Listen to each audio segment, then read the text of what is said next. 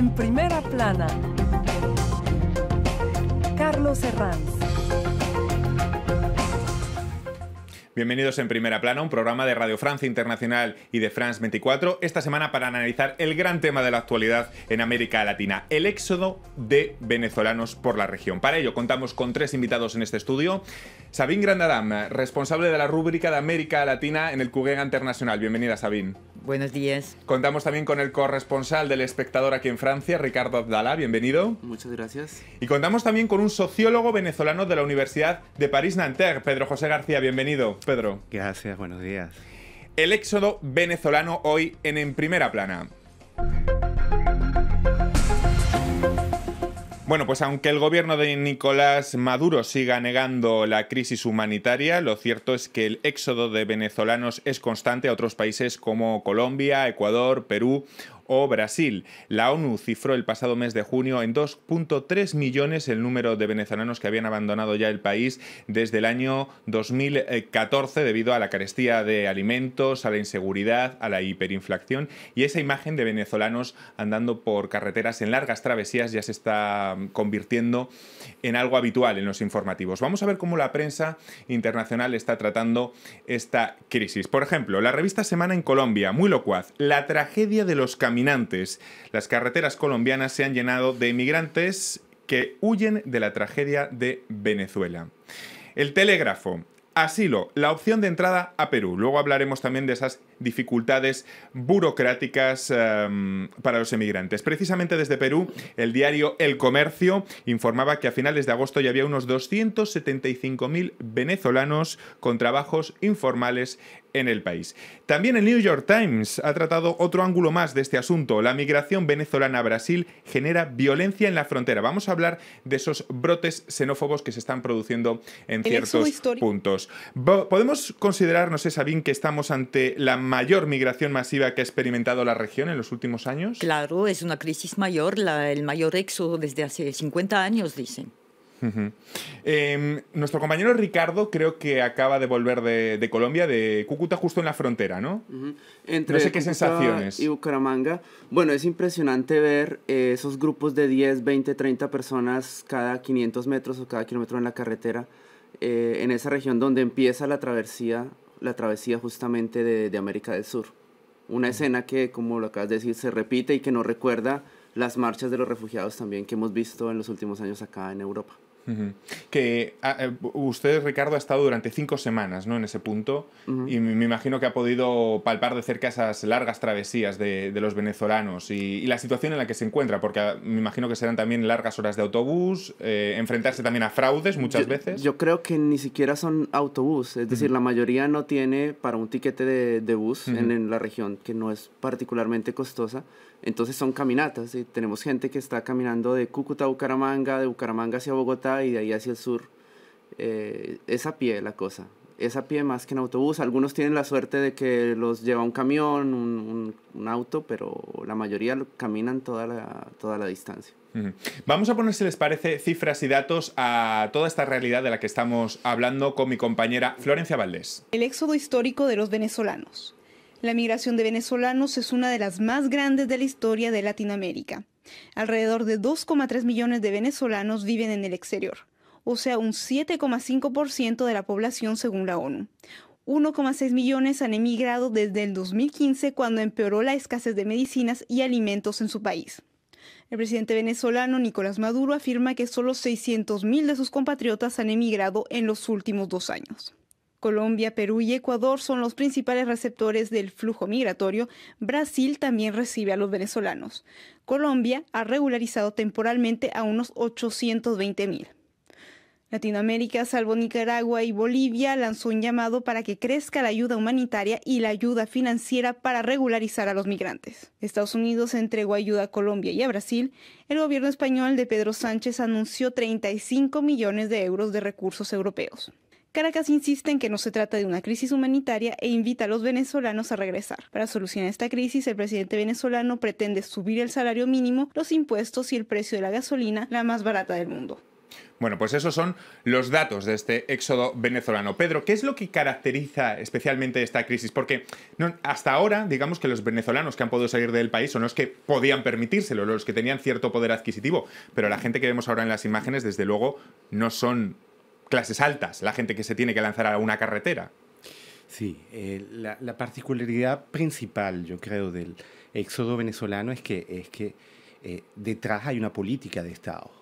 Hay una política de Estado que está basada justamente en crear situaciones de hambre. En Venezuela ha habido pobreza durante todos estos años, como muchos otros países de América Latina, pero nunca hambre. Y el problema de las enfermedades es otro. Entonces, cuando hay un éxodo de esas magnitudes y detrás no hay una guerra, detrás no hay un desastre climático, estamos ante una realidad que hay que entenderla de otro modo. Hay que tratar de avanzar de otra manera para poder entender por qué Venezuela, siendo un país exportador de petróleo, hoy día es un país exportador de migrantes, entre los cuales hay miseria, hay enfermedades que habían desaparecido en América Latina, hay violencia y hay sobre todo esperanza de poder sobrevivir en otro lado. Hablamos también de la coordinación entre países. Sabine, no sé si se están coordinando lo suficientemente los países de la región para afrontar esta crisis, que ya es panamericana. De momento no se están coordinando mucho. O sea, hubo un experimento de una cumbre entre los países de la región para encontrar soluciones, pero hasta la fecha no han decidido medidas. Hay una falta de integración para decidir o sea, en conjunto de medidas que puedan ayudar o de decisiones que pongan los mismos requisitos para los migrantes. Si puedo permitírmelo. O sea, hoy día tenemos que preguntarnos sobre cuál es la utilidad pública de organismos como UNASUR, como CARICOM, como el ALBA. Esa es una gran pregunta que deberíamos hacernos todos los latinoamericanos. Esos son organismos internacionales cuyo cometido no es solamente económico, no es solamente diplomático. Ellos están allí para salvaguardar la democratización en sociedades, sea cual sea. Y hoy día, ¿cuál es la utilidad pública de esos organismos internacionales? La crisis venezolana muestra que hay que preguntarse de una manera seria para qué sirven esos organismos. Hemos escuchado al presidente colombiano Iván Duque diciendo esa necesidad de crear un fondo multilateral para afrontar esta crisis. No sé, Ricardo, si se necesitan más acciones de otro tipo para poder coordinar. ¿Cómo puede surgir esa coordinación? Claro, el problema es que obviamente hay diferencias políticas que impiden que todos los gobiernos latinoamericanos se pongan de acuerdo. Y hay que superarlas de alguna forma en estos casos. El interés de los gobiernos en general en todo el mundo, no solo en Latinoamérica, no es superar sus diferencias para ayudar a los migrantes, ¿no? Creo que para ellos, de derecha a izquierda, prima apoyar una línea ideológica, encontrar un culpable o negar el problema, y eso va a impedir una cooperación. Yo no lo veo muy visible. O cerrar las fronteras, que es una particularidad que es importante mencionar. Es una migración de fronteras abiertas, en particular, excepto por ciertos periodos, la frontera con Colombia está abierta. Es decir, el que quiere irse se puede ir.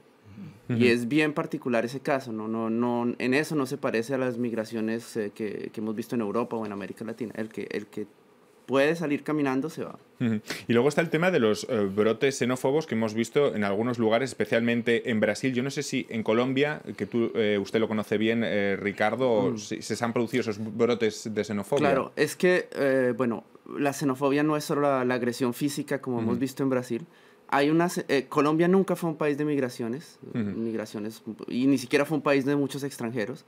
Y ahora nos enfrentamos a una realidad nueva. A una realidad nueva. Porque los desplazamientos eran internos. Los desplazamientos eran internos. Entonces, la gente se puede quejar del desplazado, pero no le va a poner la etiqueta: usted no tiene derecho a estar aquí. Ahora con los venezolanos vemos que en Colombia, y no solo la derecha, sino buena parte de la población, retoma esa retórica anti-inmigrante con los mismos argumentos que aquí. Vienen a robar el trabajo, vienen a prostituirse, traen enfermedades. Lo mismo que escuchamos acá, de extrema derecha europea, es lo que nos están diciendo allá, y a todos los niveles.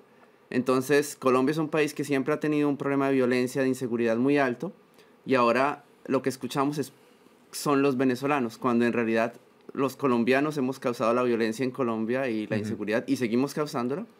Pero obviamente cuando es un venezolano el culpable, se presta a ese tipo de generalizaciones y ahí empieza la xenofobia. Y luego del otro lado tenemos la postura de Caracas, que sigue negando la existencia de una crisis humanitaria, lo cual no sé si, Pedro, retrasa aún más la posibilidad de ayuda, y de ciertas voces, es verdad que minoritarias, como la del expresidente español José Luis Rodríguez Zapatero, que liga directamente el bloqueo económico de Estados Unidos con la situación de este éxodo. No sé si creen que el bloqueo económico puede llegar a justificar de alguna forma este éxodo, Pedro. Sí, eso es lo que justamente a mí me inquieta. Bloqueo económico, mira, bloqueo económico, ni siquiera Maduro habla de bloqueo económico. En Cuba hubo bloqueo durante los 7 días en los que hubo el problema de los misiles. Luego hubo un embargo, ¿ok? Pero entre bloqueo, embargo y lo que sucede en términos de que la comunidad internacional busca maneras de hacer presión para que esos problemas, que eran problemas de un país y de que se hubieran podido solucionar con una política pública, hoy día ya no son problemas de un país, se han vuelto problemas continentales. Entonces pasa por entender que la realidad venezolana va mucho más allá de ese vocabulario que siempre es binario. O es esto o es lo otro. No, ni es esto ni es lo otro. Hay múltiples maneras de que eso suceda hoy día. Una eventual intervención militar en Venezuela, bueno, es algo que constantemente se habla sobre ello. Es verdad, Luis Almagro, el secretario general de la Organización de Estados Americanos, habló la semana pasada de no descartar ninguna opción. Luego dijo que sus declaraciones habían sido malinterpretadas y que no se refería a esa intervención militar. ¿De qué depende, Sabine, de que esto se pueda producir? No sé si la última salida sería una intervención militar o si esto es descartable de todo punto. Es descartable de todo punto, o sea, en mi opinión, porque sería un fracaso. Bueno, no hemos hablado de Estados Unidos, pero también hubo el rumor como que los Estados Unidos habían tenido reuniones, contactos con militares venezolanos. Pero eso sería un fracaso total. O sea, no puede salir nada bueno de una intervención militar. La solución tiene que emerger desde el interior del país, ¿no? La oposición, o desde el interior del país, desde el punto de vista de un grupo quizás de militares que se rebelan. Vamos a hacer en este punto una breve pausa para despedir a los telespectadores de France 24. Nosotros continuamos debatiendo aquí en Primera Plana sobre el éxodo venezolano.